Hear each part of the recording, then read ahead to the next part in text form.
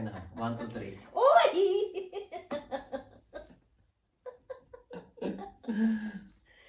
So, usually kailangan talaga niyang ma-injection hanggang matapos yung 10 times. Kasi 10 times, kasi 10 times kasi ito, 10 kasi ito mga kamay-pen.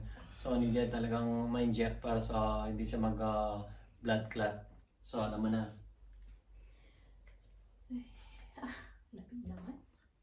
Be, dito na lang ah. Okay. Sige. So, 1, 2, 3. So, ready ka na. Wala pa. Huwag mo na. Uy ka lang ako.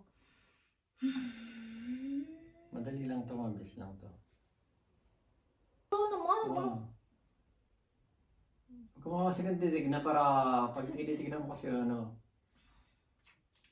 So, okay na mga kamay-pen. Nagiging mo? Parang ano lang, kagat lang langgam yan. Parang kagat lang ng langgam yan. Para gumaling na yung asawa para hindi siya magka-blood clot mga kamay-pen.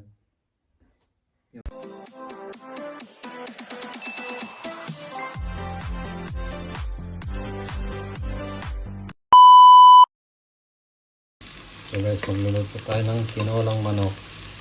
Kailangan kumain ng ulo-ulo na sabay yung asawa ko.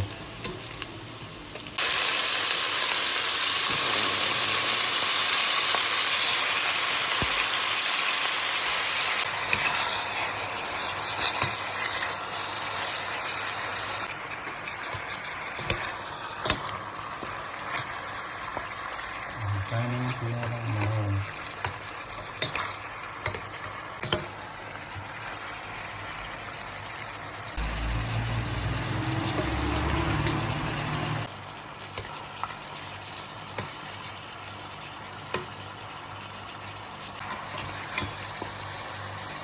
So, lagyan natin ng isang kohlrabi.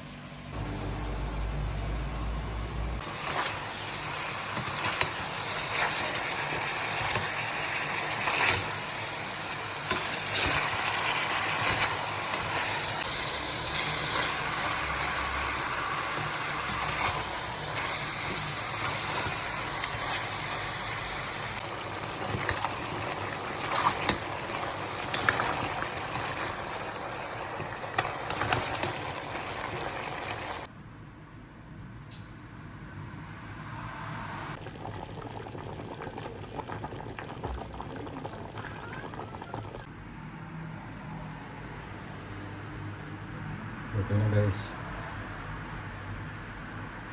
So guys, luto na yung tinolang manok.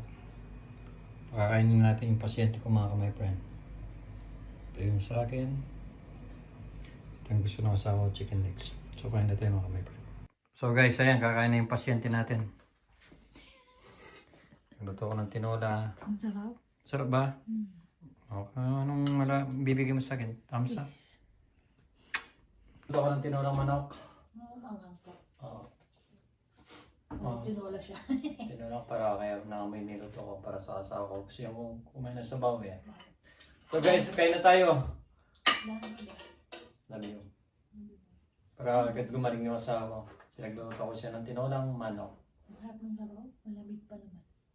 Yeah, sakto. So kain na tayo. Ah, sarap talaga. Sarap diba? Parang yung chokes to go, hindi mo na kailangan ng ng salsa. Ito hindi mo na kailangan ng patis, tsaka sausawan. So hanggang dito na muna mga kamay-pen. Kakain muna kami mag-asawa. Bye-bye. Keep safe always and God bless mga kamay-pen. Ciao.